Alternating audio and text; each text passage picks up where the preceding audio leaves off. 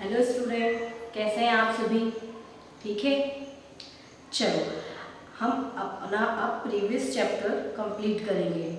हमने class third का EVS chapter पढ़ा था। ईवीएस चैप्टर का आपका क्लास थर्ड का कौन सा है? फर्स्ट चैप्टर है आपका माय फैमिली। ठीक है, तो माय फैमिली का चैप्टर का आपको पेज नंबर 4 ओपन करना है। ठीक है, हमने हमारे फैमिली वाले चैप्टर में क्या क्या पढ़ लिया। First, who all make a family, कौन फैमिली बनाता है, वो हमने पढ़ा था।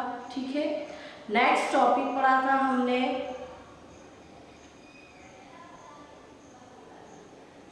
How do families differ from one and other, यानी कैसे कोई फैमिली दूसरी फैमिली से अलग होती है। यानी आपने देखा होगा कि अलग अलग प्रकार की फैमिली होती है।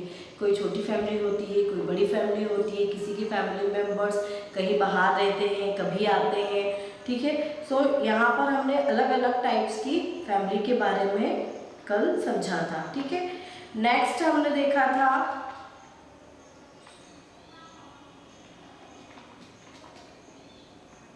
एक्टिविटी देखी थी, है ना। इसके आपने आंसर्स फाइंड जरूर किए होंगे। ठीक है, नेक्स्ट अब हमारा टॉपिक है generations in the family and family tree, यानी जनरेशंस पढ़ना है हमें फैमिली की। So let's start next topic. Your next topic is generations in the family and family tree. ठीक है, let us have a look at Bunny's family। नीचे आपको एक पिक्चर दे रखा है बॉक्स में। यहाँ पर बनी की फैमिली के बारे में आपको बताया गया है, यानी बनी की फैमिली को दर्शाया गया है। हर grandparents are the senior member of the family, जो उसके ग्रैंड पेरेंट्स है वो उसकी फैमिली के बुजुर्ग लोग हैं, यानी सीनियर मेंबर्स है। ठीक है, they form the first generation of the family tree, जिसे फर्स्ट जनरेशन के रूप में फैमिली में फॉर्म किया जाता है। यानी फैमिली में फर्स्ट जनरेशन किसको कहा गया है? हमारे दादाजी और दादी को। ठीक है, नेक्स्ट है people of almost the same age who live around the same time make up a generation. Generation किससे मिलकर बनती है? जनरेशन में एक ही जनरेशन कब होती है? ऑलमोस्ट सेम एज में होती है, यानी जिस सेम एज के जो पीपल होते हैं वे सभी क्या बनाते हैं? फर्स्ट जनरेशन बनाते हैं। ठीक है, जनरेशंस क्रिएट करते हैं। They have 2 sons Kamal and Raman. ठीक है, किसके हैं? 2 चिल्ड्रन हैं। किसके? जो बनी के ग्रैंड पेरेंट्स हैं उनके 2 चिल्ड्रन हैं। पिक्चर में आप देख सकते हैं मिस्टर मान एंड मिसेस मान, और बनीज ग्रैंडफादर है ये मिस्टर मान, और मिसेस मान जो है वो बनीज ग्रैंड मदर है। ठीक है, इनके 2 चिल्ड्रन हैं, वो 2 सन है, यानी उनके 2 बेटे हैं। उनका नाम क्या है? कमल और रमन। ठीक है, आप नीचे पिक्चर में देख सकते हैं कमल और रमन। ठीक है, यहाँ पर आप देख रहे हैं कि कमल की पिक्चर दे रखी है और रमन की पिक्चर दे रखी है। ठीक है, they form the second generation of the family. हमने देखा कि ये हमारे ग्रैंड पेरेंट्स के जो बच्चे हैं, ठीक है ना, यानी उनके जो सन है वो सेकेंड जनरेशन क्रिएट करेंगे। हमने देखा कि जो ग्रैंड पेरेंट्स होते हैं जैसे दादा और दादी जी, ये फर्स्ट जनरेशन के रूप में फॉर्म किए गए हैं। ठीक है, फिर नेक्स्ट में हमने उनके बच्चों के बारे में पढ़ा। ठीक है, जैसे आपके दादाजी और दादी हैं, उनके जो बच्चे हैं, जैसे आपके मम्मा पापा हैं और आपकी बुआ है या आपके अंकल हैं, ये सेकेंड जनरेशन होती है। ठीक है, फिर यहाँ पर हम देखेंगे क्या लिखा है? They form the second generation of the family. इन्हें हम सेकेंड जनरेशन के रूप में जानेंगे। Raman bunnies father married Rita. जो रमन है किसके फादर है? ये बनी के फादर है। इन्होंने मैरिड किससे की है? रीता से, यानी उन्होंने रीता से शादी की, यानी बनी की मदर हुई, है ना। बनी की मम्मा कौन हुई? रीता। ठीक है, बनीज मदर। ठीक है, ये बनी की मदर होगी। They have 2 children. रमन की जो वाइफ है रीता, उनके 2 चिल्ड्रन है। यहाँ पर आप उनके पिक्चर्स देख सकते हैं। नीचे लिखा है बनी और तरुण। ठीक है, they form the third generation. अब उनके भी बच्चे हुए हैं, ठीक है ना, उनके बच्चों को हम थर्ड जनरेशन के लिए डिस्क्राइब करेंगे, यानी थर्ड जनरेशन में उनको हम इंक्लूड करेंगे, ठीक है। तो आपको पिक्चर समझ में आया। सबसे पहले हमारे दादाजी दादी जी जो हैं वो फर्स्ट जनरेशन होगी आपकी, फिर आपके पापा हुए, मम्मी हुए, है ना, पापा मम्मी, और जो पापा के जो भाई हुए या बहन हुई, ये आपकी सेकेंड जनरेशन होगी। और हम जो है यानी हमारे पापा के जो हम बेटे हैं या बेटी है वो आपके थर्ड जनरेशन होगी। थर्ड जनरेशन में आपके कजिन्स भी आ सकते हैं, क्योंकि आपके चाचा या बुआ के जो बेटे या बेटी होंगे वो आपके थर्ड जनरेशन में आएंगे, ठीक है। सो मैं मानती हूँ कि आपको ये जनरेशन आपको समझ में आई है, और इसी को ही ट्री के रूप में आपको फॉर्म करना होता है, यानी यहाँ पर हमने यहाँ एक फैमिली का एक ट्री बनाया है। ऐसे आप आपके फैमिली का भी एक ट्री बना सकते हैं। देखेंगे हम आगे एक एक्टिविटी आपके फैमिली ट्री को भी बनाने की है, ठीक है। नेक्स्ट देखते हैं हम, family keeps on growing when new members join. आप ये समझ सकते हैं, आप ये जानते हैं कि जब भी कोई मेंबर हमारे घर में बढ़ता है तो ही वो फैमिली ग्रो करती है, ठीक है। फैमिली कैसे बढ़ेगी, यानी और भी चिल्ड्रन या बच्चे बड़े होंगे, धीरे धीरे वो इंक्लूड होंगे हमारी फैमिली में, तभी हमारी फैमिली बढ़ेगी, ठीक है। तो ग्रो कब करती है, जब हमारी फैमिली मेंबर में हमारी फैमिली में कोई नया मेंबर आता है, ठीक है। New members join when there is a marriage in the family और अ बेबी इज बोर्न। तो न्यू मेंबर कब ज्वाइन करता है, या तो किसी की शादी होती है ना, हमारे घर में किसी की शादी हुई है, जैसे हमारे पापा की शादी हुई है तो हमारी मम्मी से उनकी मैरिज हुई है तो न्यू मेंबर ऐसे बढ़ गया, ठीक है। या फिर कोई न्यू बेबी बॉर्न होता है तो भी हमारे फैमिली में मेंबर्स की बढ़ोतरी होती है, ठीक है। Bunny's aunt Lata will soon give birth to a baby. हमने ऊपर पिक में देखा था कि जो बनी की जो आंट है ना, उन्हें अभी कोई बेबी नहीं है, ठीक है, यानी उन्हें बेबी होने वाला है, ठीक है। तो उनके फैमिली में एक मेंबर्स बढ़ेगा, ठीक है। What relation will Bunny have with the baby? क्या आप बता सकते हैं कि जो उसकी आंट का जो बेबी बॉर्न होगा वो बनी का कौन लगेगा? सोचिए आप, क्या लगेगा वो आपका कजिन लगेगा, यानी ब्रदर होगा तो वो कजिन ब्रदर होगा, या सिस्टर होगी तो कजिन सिस्टर होगी, ठीक है। नेक्स्ट आप देखते हैं, अब आपकी एक एक्टिविटी दे रखी है, ठीक है, इसे हम पढ़ते हैं। Now make your own family tree. यहाँ पर आपको आपकी फैमिली ट्री बनानी है, ठीक है, आपकी खुद की फैमिली की ट्री बनानी है, ठीक है। You may use the pictures of your family members और ड्रॉ देयर फेसेस। या तो आप यहाँ पर बॉक्सेस में उनके पिक्चर ड्रॉ कर सकते हैं या फिर उनके फोटो आप यहाँ पर पेस्ट कर सकते हैं। सो सबसे पहले आपके फर्स्ट जनरेशन में हम किसका फोटो लगाएंगे, अपने दादाजी और दादी का, ठीक है, या अपने ग्रैंड पेरेंट्स का। A blank family tree has been drawn for you. यहाँ पर आपको एक फैमिली ट्री ड्रॉ की गई है जो कि ब्लैंक है, यहाँ पर आपको उनके फोटो पेस्ट करना है। You may add extra boxes if your family is bigger in size. यदि आपकी फैमिली बहुत बड़ी है तो आप यहाँ पर एक्स्ट्रा बॉक्सेस भी इंक्लूड कर सकते हैं, यानी आपकी फैमिली जितनी शॉर्ट है या बिग है आपको उसके अकॉर्डिंग यहाँ पर बॉक्सेस आपको बढ़ा लेना है, ठीक है। Do you think your family tree will grow? आप क्या समझ सकते हैं, आप क्या जानते हैं कि आपकी फैमिली ट्री ग्रो कर रही है या नहीं? सो हम यहाँ देखेंगे what new relations are going to be add to your family tree. यहाँ पर नए रिलेशंस आपसे कैसे ऐड होंगे आपकी फैमिली ट्री में वो हमको यहाँ पर ड्रॉ करना है, ठीक है। नेक्स्ट हम देखेंगे, सो सबसे पहले बॉक्सेस में हम समझ सकते हैं, मैं आपको समझा देती हूँ, ये आपको खुद से घर पर करना है, ठीक है। सबसे पहले आपको आपके दादाजी और दादी जी का पिक लगाना है, ठीक है। नेक्स्ट में हम अपने पेरेंट्स का लगाना है, यानी अपने फादर का पिक लगाना है, ठीक है। इस बॉक्स में आपको आपके फादर का पिक लगाना है। फिर यहाँ पर यदि उनकी सिस्टर है या ब्रदर है तो उसको लगाना है, ठीक है। यदि आपके अंकल भी हैं और आपकी बुआ जी भी हैं तो उसको भी आप इसी में इंक्लूड कर सकते हैं। तो यहाँ पर आपको एक बॉक्स और बढ़ा लेना है, ठीक है। फिर फादर के साथ हमको अपनी मदर को ऐड करना है, ठीक है। फिर यहाँ पर आपको ऐड करना है जहाँ पर यू लिखा हुआ है, ठीक है। यहाँ पर आपको यहाँ पर शो करना है। फिर यदि आपके भी कोई ब्रदर सिस्टर है तो आपको इस बॉक्स में इसको भी इंक्लूड कर लेना है, ठीक है। सो आप यहाँ पर बनी की फैमिली को देखकर बनी की फैमिली का जो ट्री है उसके अकॉर्डिंग आप आपके फैमिली का भी ट्री ड्रॉ कर सकते हैं, ठीक है। Next, family help us to learn many things. समझ में आया इस लाइन का मीनिंग? फैमिली जो होती है, जो हमारा परिवार है, उससे हमको बहुत सारी चीजें सीखने को मिलती है।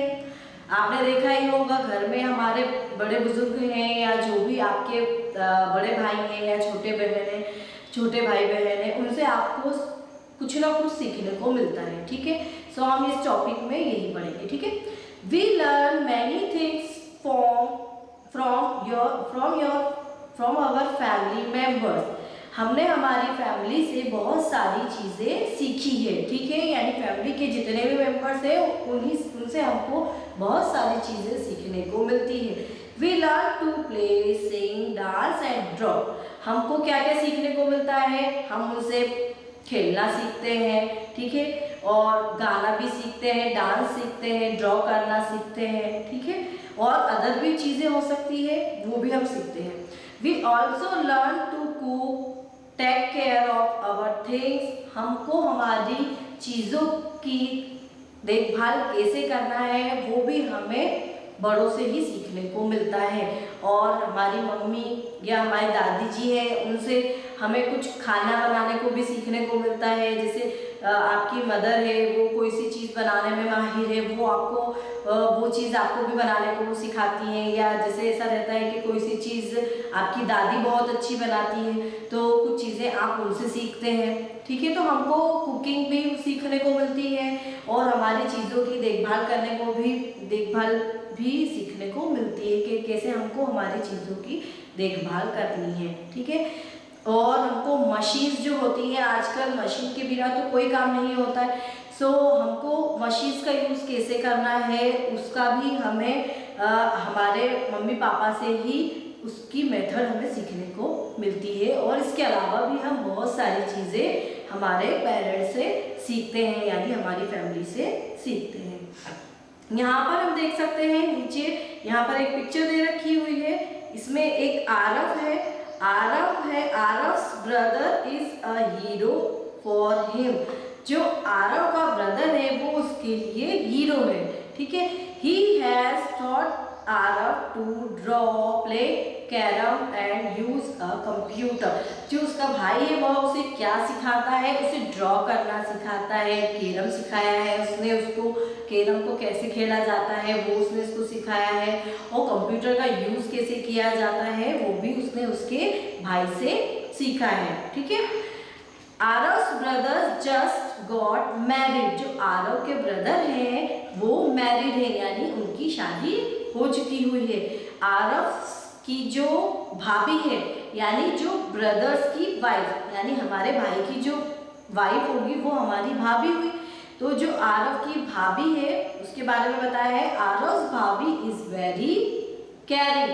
जो आरव की भाभी है वो बहुत कैरिंग है, यानी आरव की वो बहुत ही देखभाल करती है, यानी उसका बहुत ध्यान रखती है। नेक्स्ट है, she helps Aarav is doing his homework.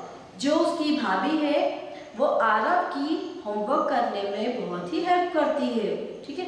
She is a very good dancer, और वह बहुत ही अच्छी डांसर भी है। सो उसने उस आरव को डांस भी सिखाया है ना। Aarav is also learning to dance from his bhabhi. तो उसने उसकी भाभी से डांस करना भी सीखा है। नेक्स्ट देखते हैं हम, नेक्स्ट पेज ओपन कीजिए आप। थिंक एंड टेल, सोचो और बताओ, ठीक है। What have you learned from your family members? आपने आपके फैमिली मेंबर्स से क्या क्या सीखा है ये आपको बताना है या सोचना है, ठीक है। Talk to your friends and try to find out what they have learn from their family members. आपको आपके फ्रेंड्स से कहना है या बात करना है, बताना है उसको और फाइंड करना है। फाइंड करने की आपको कोशिश करना है कि हमने हमारे फैमिली मेंबर्स से क्या क्या सीखा है, ठीक है। Next topic is our relatives, मतलब हमारे रिश्तेदार, जो हमारे रिलेटिव्स होते हैं उसके बारे में इस टॉपिक में हम डिस्क्राइब करेंगे, ठीक है। Members of our family live with us. Members of our family live with us. जो फैमिली में जितने भी मेंबर्स साथ में रहते हैं वे सभी हमारे रिलेटिव्स होते हैं, यानी जो हमारे रिश्ते में लगते हैं वो हमारे रिलेटिव्स होंगे, ठीक है। But there are many other peoples who are related to us but do not stay with us. कुछ लोग ऐसे होते हैं जो कुछ समय के बाद हमसे जुड़ते हैं या कभी कभी हमारे साथ रहते हैं, ठीक है, वो कभी हमारे साथ नहीं रहते हैं। अवर आंट्स, अंकल, कजिन ETC, ठीक है। आपने देखा होगा जो न्यूक्लियर फैमिली होती है उसमें हमने देखा था कि हमारे पेरेंट्स हमारे साथ में रहते हैं और हमारे सिस्टर ब्रदर्स रहते हैं, सिबलिंग्स रहते हैं। सिबलिंग्स मीन आपके ब्रदर या सिस्टर, ठीक है। अवर आंट्स, अंकल, कजिन ETC, यानी यहाँ पर जो आपके अंकल आंट है वो कभी कभी आपके साथ में नहीं रहते हैं ना, तो ये आपके फैमिली मेंबर्स होते हैं पर ये कभी कभी आते हैं, ठीक है ना। Do not live with us, जो हमारे साथ नहीं रहते हैं, ठीक है। They live with their families in their home. वे खुद की फैमिली में उनके घर पे अलग रहते हैं, ठीक है। Relatives from our father side of the family are called paternal relative. कल मैंने आपको बताया था इसके बारे में। जो रिलेटिव्स हमारे फादर की साइड से होते हैं, यानी जो हमारे पापा की तरफ के रिश्तेदार होते हैं वो पैटर्नल रिलेटिव्स कहलाते हैं, ठीक है। और relatives from our mother side are called maternal relatives. जो रिलेटिव्स हमारी मदर के होते हैं, यानी जो हमारे नाना नानी की जो फैमिली होती है वो मैटरनल फैमिली होती है, ठीक है। यानी वहाँ के जो भी हमारे रिलेटिव्स होंगे, यानी जो हमारे अंकल होंगे वो हमारे मैटरनल अंकल होंगे, जो हमारी नानी होगी उनको ग्रैंड मदर तो बोलेंगे पर वो हमारी मैटरनल ग्रैंड मदर होगी, ठीक है। और जो हमारी ग्रैंड मदर है यानी हमारे पापा की जो मम्मी है उनको हम ग्रैंड मदर बोलेंगे पर वो हमारी पैटर्नल ग्रैंड मदर होगी, ठीक है। तो आपको भी पैटर्नल और मैटरनल रिलेटिव्स समझ में आ गया होगा अच्छे से। This relatives visit us on several occasions. ये रिलेटिव्स कभी कभी ओकेशंस पे हमको मिलते हैं, यानी ओकेशंस पे ही हमको उनसे मिलना होता है। They come on festivals, birthdays, marriage और बर्थ ऑफ अ बेबी। यदि आपके परिवार में किसी बेबी का जन्म हुआ है, यानी कोई किसी का जन्म हुआ है या कोई ओकेशंस है या कोई फेस्टिवल है, जैसे कि रक्षाबंधन है, उस पर आपके भाई बहन दूर दूर से आकर भी फेस्टिवल एंजॉय करते हैं। दिवाली हुई या बर्थडे सेलिब्रेशन है या किसी का बर्थडे है या किसी की शादी है, मैरिज है, तो इन सारे ओकेशंस पे ही कुछ रिलेटिव्स हमारे यहाँ विजिट करते हैं, यानी कभी कभी आते हैं, तभी उनसे हमारा उनसे मिलना होता है। They also come when somebody is sick और there is a problem in the family. या कभी ऐसा भी होता है कि फैमिली में कोई प्रॉब्लम चल रही है या कोई बीमार है बहुत दिनों से, तो भी हमारे फैमिली मेंबर्स जो दूर रहते हैं उनका हमारे घर आना होता है, ठीक है। तो हमारे रिलेटिव्स के बारे में हमने इस टॉपिक में पढ़ा है, ठीक है। नेक्स्ट है आपकी एक एक्टिविटी है, सो हम इसे भी देख लेते हैं। Fourth activity is what do you call your family members. आप आपके फैमिली मेंबर्स को क्या कहकर बुलाते हैं, यानी अलग अलग रिलेटिव्स जो हैं आपके, जैसे भाई है उसको आप क्या कहते हैं, आपके फादर हैं उनको आप क्या कहकर बुलाते हैं। सो इसमें हमको यहाँ पर ही देख रहे हैं how are they related to you, वो आपसे क्या रिश्ते में लगते हैं। सो आपको कंप्लीट द टेबल, यहाँ पर आपको कंप्लीट करना है टेबल को। देखो सीरियल नंबर दे रखा है 1 to 5th, name of the family members, यहाँ पर आपको फैमिली मेंबर्स के नेम लिखना है। फिर next column is relation with you, आपका उनसे क्या संबंध है, यानी आप उनके क्या लगते हैं वो आपको यहाँ पर लिखना है, या वो आपके क्या लगते हैं यहाँ पर वो लिखना है। ठीक है, what do you call them, आप उन्हें क्या कहते हैं। जैसे हम फर्स्ट एग्जांपल देख लेते हैं, यहाँ पर हम लिखते हैं रमन। ठीक है, हम पिक्चर्स देख लेते हैं, हमने पिक्चर्स देखी थी अभी। रमन जो है, रमन के जो है वो फादर हुआ, रमन है वो फादर है, तो यहाँ पर हम फादर लिखेंगे। तो वो फादर को क्या कहता है, डैडी, पापा, बाबा, जो भी बोलता है वो यहाँ पर हमको लिखना है। ठीक है, नेक्स्ट जैसे यहाँ पर मदर हुई, तो रमन की मदर जो भी है वो लिखना है यहाँ पर। रमन की मदर का नेम हमने क्या देखा था, रमन की मदर का नाम था रीता। ठीक है, सो यहाँ पर हमको जैसे लिखना है रीता, तो यहाँ पर आपको आपकी फैमिली के बारे में लिखना है। ठीक है, मैं यहाँ पर एग्जांपल दे रही हूँ रमन की फैमिली का। ठीक है, सो यहाँ पर लिखना है रीता और रमन का बनी का क्या रिलेशन है यहाँ पर रीता से, तो मदर का रिलेशन है। सो यहाँ पर आपको लिखना है मदर, और फिर नेक्स्ट कॉलम में आपको लिखना है यहाँ पर माँ, माँ या मम्मी जो भी वो उसको कहता है वो यहाँ पर लिखना है। ठीक है, नेक्स्ट हम देखेंगे लेट्स डिस्कस। ठीक है, हम यहाँ पर कुछ डिस्कस करेंगे। चलो बताइए, फर्स्ट पॉइंट क्या है, whom do you think your parents like the most, आपका क्या सोचना है कि आपके पेरेंट्स जो हैं वो सबसे ज़्यादा किसे पसंद करते हैं, आपको पसंद करते हैं या आपके ब्रदर को पसंद करते हैं या आपकी बहन को पसंद करते हैं। सो इन चीज़ों के बारे में आपको अपने पेरेंट्स से या घर में आपको डिस्कस करना है। ठीक है, Whom are you most afraid of in your family, आपको घर में यानी आपकी फैमिली में किससे सबसे ज़्यादा डर लगता है। घर में ऐसा कोई रहता है, ज़रूर रहता है जिससे हमें हमेशा डर रहता है, या उनकी डांट का हमेशा डर बना रहता है। जैसे आपके ग्रैंडफादर हुए या फादर हुए, वो आपको यहाँ पर आपकी फैमिली के अकॉर्डिंग आपको यहाँ पर डिस्कस करना है और इनके आंसर्स फाइंड करना है। ओके, नेक्स्ट है Who gets scolded most often in your family, आपके घर में कौन सबसे ज़्यादा आपको डांटता है। ऐसा तो होगा कोई, जैसे आप छोटे भाई हैं तो बड़ा भाई हमेशा छोटे भाई को डांट कर रखता है ना, डांट कर आपको कोई भी काम करने को कहता है कि मैं बड़ा हूँ चल मेरा काम कर, बोलता है ना। सो यहाँ पर आपका बड़ी बहन हुई या बड़ा भाई हुआ या आपकी मदर ही हुई, तो यहाँ पर आपको उनका नेम डिस्क्राइब करना है यानी डिस्कस करना है या लिखना है। ठीक है, is there any family members who has to leave away from home for certain reason, how often does he she come home. यहाँ पर आपको फैमिली मेंबर्स का ऐसा मेंबर्स के बारे में बताना है जो बहुत दूर चले गया है किसी निश्चित कारण से, या तो उसकी कोई जॉब लगी है या फिर किसी कारण से वह बाहर रह रहा है या उसका ट्रांसफर हो गया है, वो जॉब कर रहा है। ठीक है, और वह कब आता है या आती है।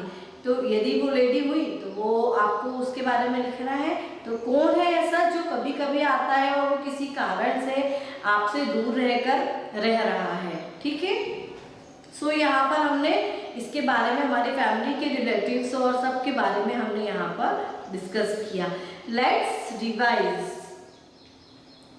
फर्स्ट देखते हैं, people living together in a house make a family. So अब अभी तक हमने फैमिली के बारे में पढ़ा तो हमको ये समझ में आया कि फैमिली में, एक घर में फैमिली वो होती है जहाँ पर सभी लोग मिलजुल कर रहते हैं। ठीक है, there are different types of family, यहाँ पर हमने क्या अलग अलग प्रकार की फैमिली के बारे में पढ़ा। ठीक है, all families love and protect their children, सारी फैमिलीज जो होती हैं, यानी हमेशा हमने देखा है कि जितनी भी फैमिली हुई है उसमें हमेशा बच्चों को बहुत ही प्रोटेक्ट किया जाता है, यानी बहुत उनको प्यार दिया जाता है, ठीक है, बच्चों को। The picture showing different generation of a family is called a family tree. ऐसी पिक्चर जो अलग अलग जनरेशन्स को बताती है परिवार के बारे में, यानी परिवार का एक ऐसा पिक्चर जो फैमिली ट्री जनरेट करती है, जिसमें हम अलग अलग जनरेशन्स को दिखाते हैं, ठीक है। Each family has many relatives who do not live with them. Family members जो होते हैं, फैमिली में बहुत सारे रिलेटिव्स ऐसे होते हैं जो हमारे साथ नहीं रहते हैं। They visit them on special occasion. वे कब आते हैं? जब कोई स्पेशल ओकेशन होता है या कुछ त्योहार होता है या कुछ सेलिब्रेशन होता है, जब वे लोग हमारे घर आते हैं, ठीक है। अब यहाँ पर देख सकते हैं हम, यहाँ पर कुछ वोकेबलरी दे रखी है, ठीक है। Add to your vocabulary. So हम यहाँ पर कुछ नए वोकेब्स देखेंगे जिसका मीनिंग हम समझ लेते हैं। First is relationship. रिलेशनशिप क्या होती है? The link that a person has with the other person. किसी पर्सन से, एक पर्सन से दूसरे पर्सन का क्या रिलेशन होता है, उसके बीच की जो लिंक होती है उसे ही रिलेशनशिप कहा जाता है, ठीक है।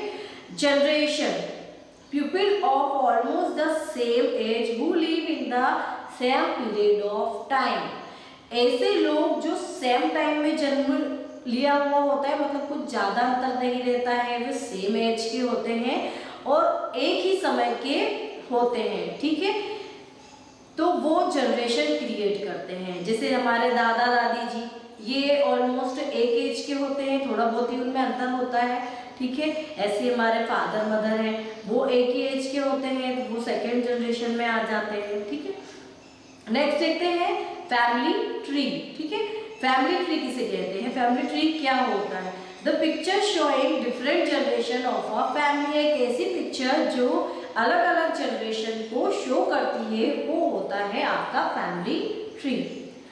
ओकेशन, स्पेशल फंक्शन और टाइम। ओकेशन क्या होता है? कोई स्पेशल फंक्शन होता है या कोई समय होता है, उस समय को हम ओकेशन कहते हैं, ठीक है। रिस्पॉन्सिबिलिटीज यानी जिम्मेदारी, आपकी ड्यूटी है ना, आपकी क्या ड्यूटीज है, वो ड्यूटी को हम रिप्रेजेंट करेंगे रिस्पॉन्सिबिलिटी से। नेक्स्ट है आपका ऑर्फनेज। इसके बारे में मैंने आपको एक बार वो बताया था। ऑर्फनेज मतलब अनाथालय यानी अनाथ आश्रम। A place where children without any family stay, यानी एक ऐसी जगह होती है जहाँ पर बच्चे रहते हैं पर विदाउट फैमिली, यानी उसकी कोई फैमिली नहीं होती है, ठीक है। सो आज हमने बहुत सारे टॉपिक डिस्कस किए हैं। नेक्स्ट टॉपिक हम नेक्स्ट डे पढ़ेंगे, ठीक है। सो अब नेक्स्ट डे हम आपके एक्सरसाइज को लेंगे। सो ऑफ करना पड़ेगी अब आपकी क्लास, ठीक है। So bye bye, see you the next class.